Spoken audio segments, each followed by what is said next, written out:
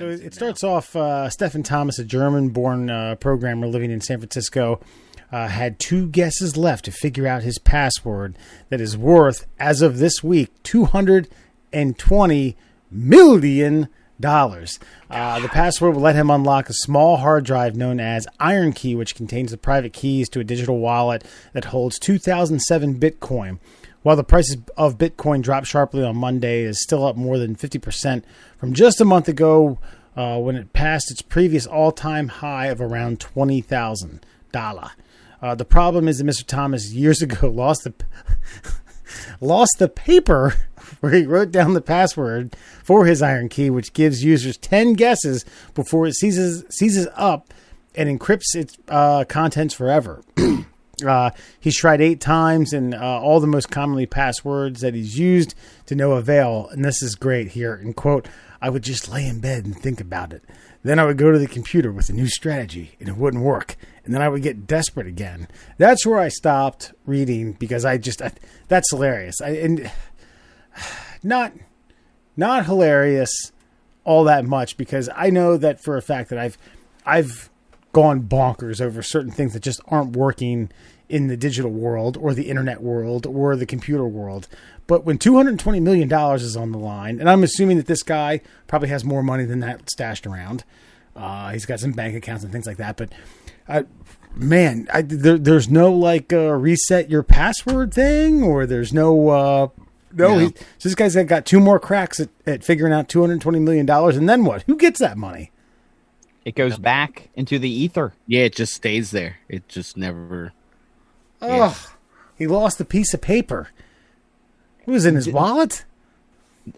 God knows. Well, I did read further as I wept as I read further for these guys. I read the whole thing and I was like, oh man.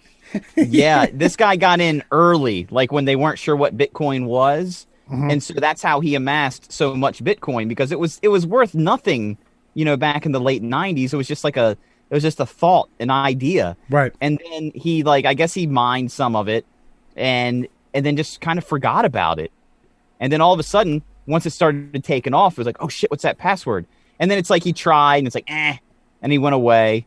And then he tried again. It's like, fuck. And then he went away. And now it's so high that it's worth $220 million. But I don't understand the technical aspect of it. Did you get the technical aspect of it, Alan? You're a little more computer savvy than I. What do you mean? Which part?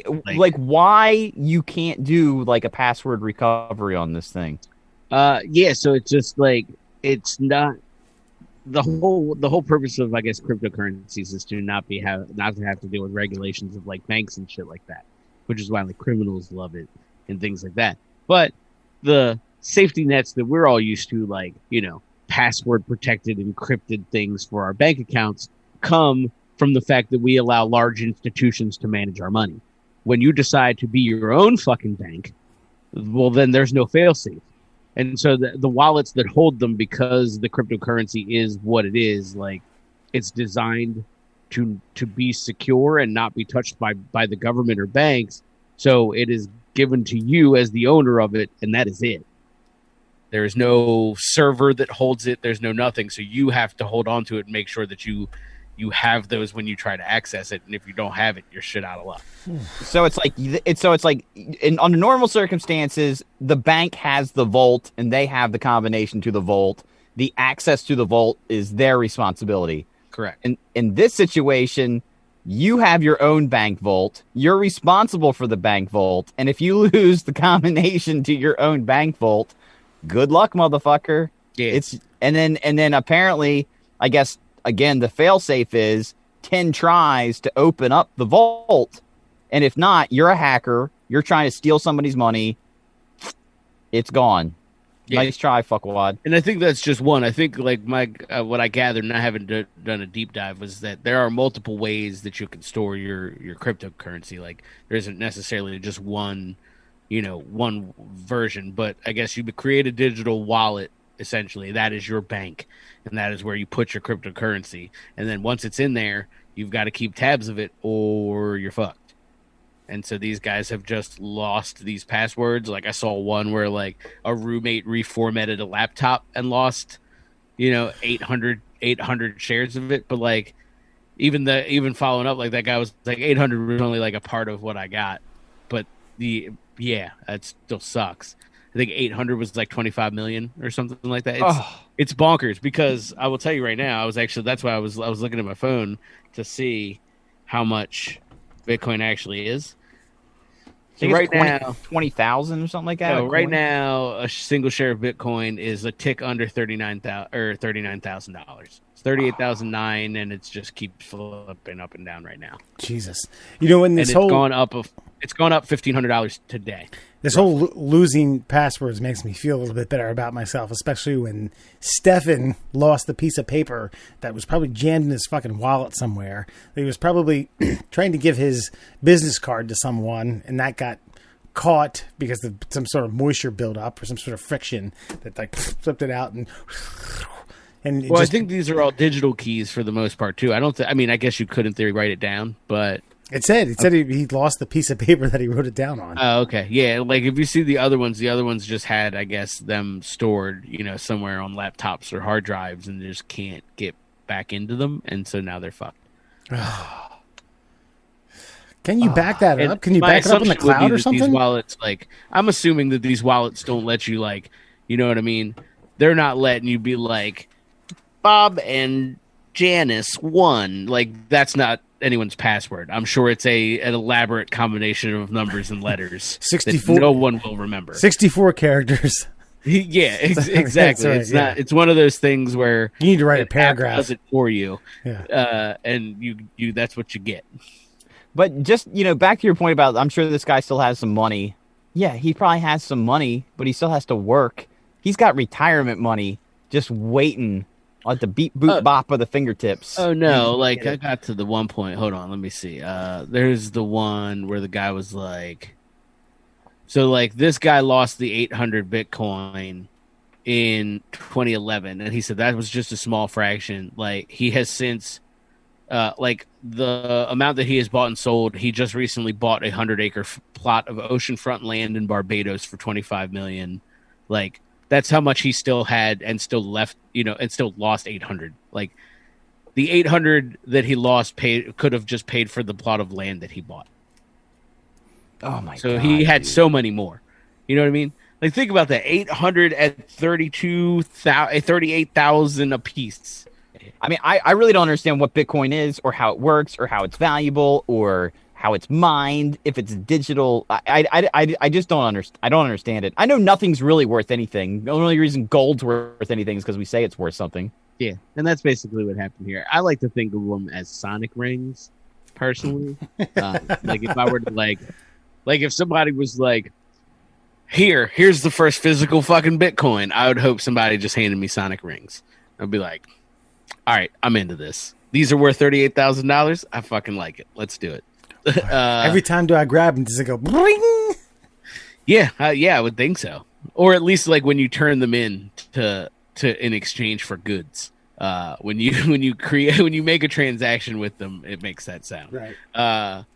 But yeah, no, I mean, they're just nothing. They are, I think, like you said, I don't know the mining thing because I'm not that big of a nerd, but I think it's just packets of information that became fake money. That somebody was like, this is money now. And people were like, yeah, fucking money that's not in banks. And then fucking nerds kept making more of it. And then eventually the real world money was like, hold on. Those things there's a lot. People put a lot of real world money into these fake things. So now we got to kind of pay attention because they're worth real world money. You know what I mean? I think the reason I feel as bad as I do for this guy is because I know that I have accidentally thrown away a pack of Jewel pods before. And I have sat in my driveway and emptied out all the trash bags in my 30-gallon trash can to find a single pack worth roughly $19.75. And I could either find it or I didn't, but I went to that effort. And this guy can't even just infinitely look for his password. He can't infinitely type in random digits and codes and different variations. He's limited to 10 tries. And I just think about the guy, you get 10 tries with a half-court shot, let's just say, for example, at an NBA game. you still... just limiting the amount of options that you have. And he's at 8. He's at 8. How do you sleep when you're on 9? I don't know. You just give it up. You go to the depot, buy a couple grab bag DVDs. I wonder if you could sell off like the rights to the last 2 guesses. You know what I mean? For like significantly less money, obviously. Yeah, but we're like, tell you what, give me 25% of what it's worth, and you can have both guesses. So just hand over the hard drive and just say this 25 million. This is yours. Yep, that's interesting because the old company I worked for, we had it was something ridiculous. It had to be like 16 characters, 1 uppercase, 1 special character, and you had to change it every 6 months. And it got to be, I was like typing sentences to get into my computer. And they had brought in it's like third-party arbitrator. I don't even know. I think it's some professional hack. Paid him as a consultant to come in, and he found out someone's. It was, now, mind you, it was unlimited, but he found it out totally random in 16 tries. Really? Yeah. I figured out a girl's password at Cecil Community College in 1 try. Is it Flowers or something? You've told me. Is it Finch's sister? I typed in rainbows. Yeah. Nice. And it fucking worked. I just sat there for a second. And I was like, who is she? What does she like? And I just hit rainbows. And I think about all the words in the English language. And that's how that still blows my mind to this day that I was able to fucking pop that out. So sadly, passwords aren't that simple anymore. Yeah. Nah. They started making you put special characters and stuff. There's something also like somewhat fitting / comforting about you trolling in a community college computer lab. What's somebody's password? I'm gonna send 50 pages to print at 10 cents a page. And it was all to plant an email for an elaborate fucking practical joke. Yes. It didn't even have anything ramifications on your education or a grade or you cheating or anything. Nope. It was just to create an awkward conversation between 2 people. I feel like that might have been an asking for a friend bit. Oh.